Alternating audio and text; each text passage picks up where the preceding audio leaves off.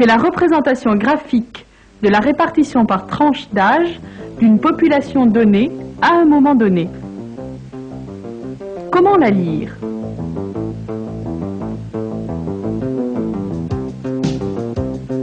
En bas, le nombre d'habitants en milliers.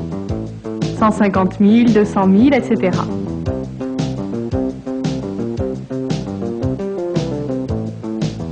Les chiffres verticaux indiquent l'âge de la population.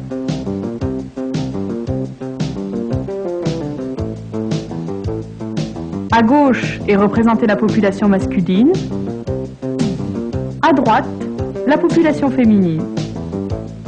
Enfin, chaque pyramide est datée. Ici, celle de 1981. Ces éléments connus, on peut par exemple déterminer le nombre des hommes ayant 40 ans en 1981 en France.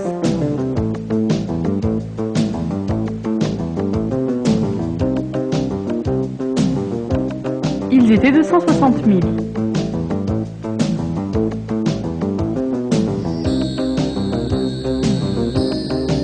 Prenons un autre exemple avec les femmes. Combien étaient-elles à avoir 70 ans en 1981?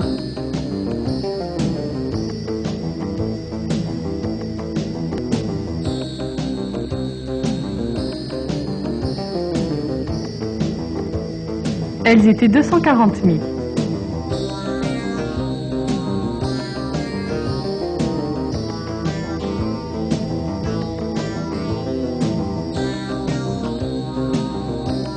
Première constatation que l'on peut faire sur les pyramides. Elles ne sont pas statiques. Elles évoluent. Elles ont des anomalies qui ne sont pas sans conséquences économiques et que je vous propose d'étudier maintenant.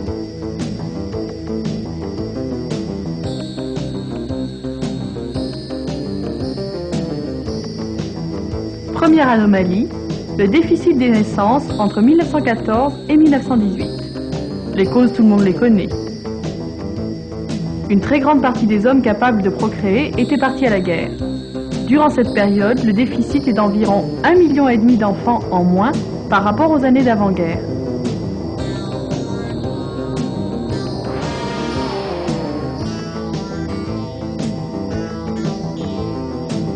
Suivons maintenant sur notre pyramide les conséquences de cette baisse de natalité.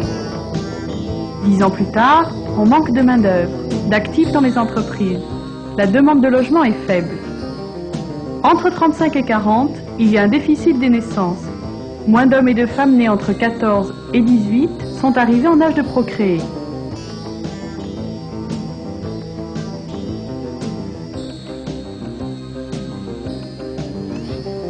Après 1980, il n'y a qu'un petit nombre de personnes qui touchent la retraite. Seconde anomalie, le décès des hommes entre 1914 et 1918.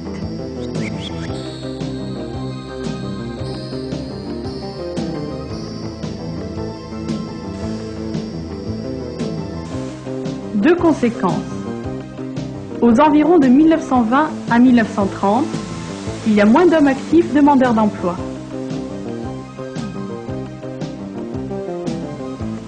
Et en 1970 et après, il y a moins de dépenses de santé et peu de retraites à payer. Troisième anomalie, le déficit des naissances entre 1939 et 1945. Quelques années plus tard, il y a moins d'enfants dans les écoles. Et moins de demandeurs d'emploi que les années précédentes. Quatrième anomalie, c'est l'augmentation considérable des naissances en 1945, appelée baby boom, et due au retour des hommes des camps de prisonniers et au désir de vivre dans l'euphorie de la fin de la guerre. La conséquence, c'est l'arrivée de 400 000 jeunes supplémentaires demandeurs d'emploi après 1960.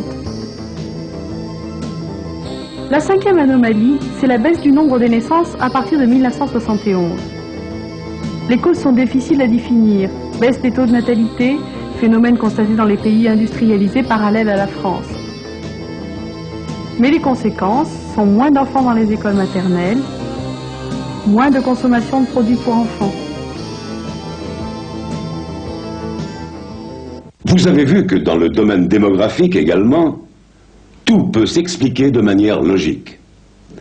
Et tout a des conséquences à très long terme. Alors précisément, ce que nous faisons aujourd'hui, ou plutôt que nous ne faisons pas, les enfants, quelles conséquences cela aura-t-il dans 30 ans? Entre 1980 et 2010, il y aura chaque année l'arrivée d'un nombre régulier de personnes à l'âge de la retraite. À partir de 2010, une arrivée très nombreuse à l'âge de la retraite des hommes et des femmes nés depuis 1945. Au même moment, le nombre d'actifs versant des cotisations sociales baisse. Ce sont les hommes et les femmes nés après 1970, année de baisse de la natalité.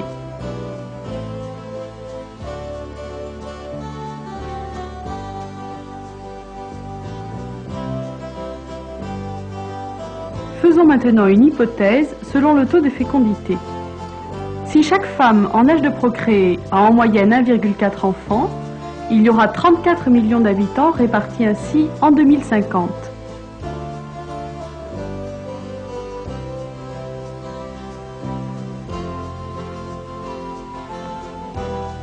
« 17% de moins de 20 ans, 56% de 20 à 65 ans, et 27% de plus de 65 ans.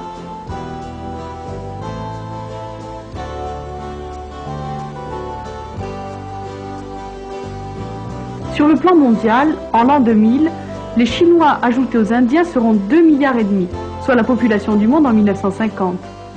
Alors faut-il être pessimiste? Bon, alors d'abord, je voudrais dire que contrairement à ce que beaucoup de gens croient, la démographie est une science optimiste. Pour ce qui concerne la France, disons, et plus généralement les pays développés, nous bénéficions actuellement de progrès fantastiques que aucun utopiste n'aurait jamais imaginé quant à l'allongement de la vie, la disparition de la plupart des maladies infectieuses et le fait que nos enfants survivent. Il n'y a pas tellement longtemps en France, il fallait avoir 8 enfants pour avoir des chances d'en avoir 2 qui vous soient encore là quand vous-même vous atteigniez l'âge de la vieillesse. Maintenant, il suffit d'avoir 2 enfants pour être quasiment sûr que vos 2 enfants vous survivront. Disons que si vous en avez 3, la probabilité est encore plus grande. Donc ça, c'est un progrès inouï. Alors ça a quelques inconvénients, notamment quant à la place des personnes âgées dans la société et ce qu'on appelle le vieillissement, c'est-à-dire qu'il y a un équilibre nouveau de la société qui doit se faire. De la même façon, ce progrès inouï a eu pour conséquence de limiter les contraintes de la reproduction.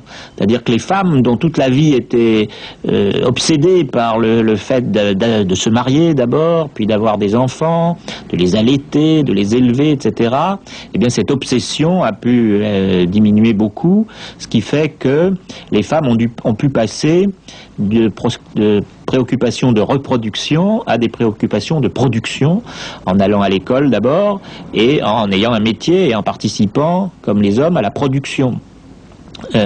Donc tout ceci, ce sont des progrès qui ont quelques inconvénients, notamment quant au rapport entre les couples, entre les sexes dans le couple. Je dis des inconvénients, je veux dire des difficultés. Il faut que les 2 sexes, c'est le problème contemporain des pays développés, redéfinissent leur rapport. Nous avons toute une civilisation qui est fondée sur un homme qui protège l'épouse, alors que maintenant, les femmes ayant acquis une autonomie économique et intellectuelle, puisqu'elles ont plus d'études même que les garçons, eh bien, elles n'ont plus besoin de protection, mais on a besoin d'un nouveau contrat, disons, entre les 2 sexes qui est différent. Donc, toutes nos sociétés tâtonnent. Alors, nous avons des progrès et des difficultés d'adaptation à ces progrès. Alors, la dernière chose, c'est le rapport avec les pays qui n'ont bénéficié de ces progrès que plus récemment ou qui n'en ont pas encore bénéficié. Je pense notamment à l'Afrique où les problèmes de la mortalité sont encore considérables. On parle souvent des problèmes de la sécheresse au Sahel, de l'Éthiopie, des maladies tropicales, etc. L'Afrique, pour l'instant, n'a pas encore un problème de fécondité, mais elle a un problème de mortalité. Alors, les rapports entre les pays riches, développés, et les pays pauvres dans lesquels ces progrès ne feront que commencer à se manifester, c'est le problème principal de la période qui s'ouvre. Et pour ce qui me concerne, alors là je n'engage que moi, je crois que c'est un devoir des pays riches de comprendre qu'ils ont des obligations d'assistance aux pays pauvres. En somme, ils leur ont donné les moyens de moins mourir, de façon même un peu indirecte et sans le faire exprès, simplement en aseptisant la planète, en luttant contre la circulation des microbes. Nous avons fait bénéficier des peuples qui n'avaient rien demandé de progrès de mortalité dont ils sont les bénéficiaires et un petit peu les victimes, parce que ça leur pose des problèmes. Alors, il faut que nous en tirions les conséquences. Ça a des tas d'avantages, le fait qu'ils vivent plus longtemps, qu'ils soient plus nombreux, par exemple, ils travaillent beaucoup plus. Ce sont de la main-d'œuvre qui se développe dans beaucoup de pays. Ce qui a des inconvénients quand nous fermons des chantiers navals ou des usines de sidérurgie, c'est parce qu'ils s'en ouvrent dans des pays où, comme on dit, la main-d'œuvre est à bon marché parce qu'elle est abondante, comme la Corée ou Taïwan ou Singapour, etc. Alors, en effet, ça a des inconvénients de s'adapter à cette nouvelle situation. Il faut que nous réorganisions les circuits économiques de la planète, mais surtout il faut que nous aidions tous ces pays à aller plus vite, c'est-à-dire à descendre, à réduire leur fécondité comme nous avons réduit la nôtre, et pour pouvoir entrer en somme dans le circuit économique mondial. Et je crois que l'assistance essentielle, c'est une assistance d'éducation, parce que s'il y a un résultat fondamental de la démographie, c'est celui-là. Là où les filles vont le plus à l'école, c'est là où la fécondité baisse, mais sans devenir nulle, baisse le plus vite et tend vers un niveau d'équilibre qui est de 2 enfants par couple. Un couple, qu'est-ce que c'est? C'est 2 personnes. Si un couple se renouvelle, il a 2 enfants. S'il en a un peu plus, ça permet une croissance de la population, mais le renouvellement, c'est pas la peine de compliquer les choses avec des virgules. 2 personnes, 2 enfants, c'est l'équilibre. Pour conclure sur ce chapitre, plutôt que de passer en revue toutes les conséquences économiques de notre dénatalité et des divers mouvements de la population mondiale, je vous citerai une anecdote. La société Zuber-Reider, en Alsace, pour lutter contre la stagnation de la consommation de cahiers dans les écoles, s'est tournée vers les pays dont la population scolaire augmente. Ainsi, elle réalise pour l'Arabie Saoudite des cahiers, mais avec table de multiplication en arabe et couverture au dos, car les petits Saoudiens écrivent de droite à gauche.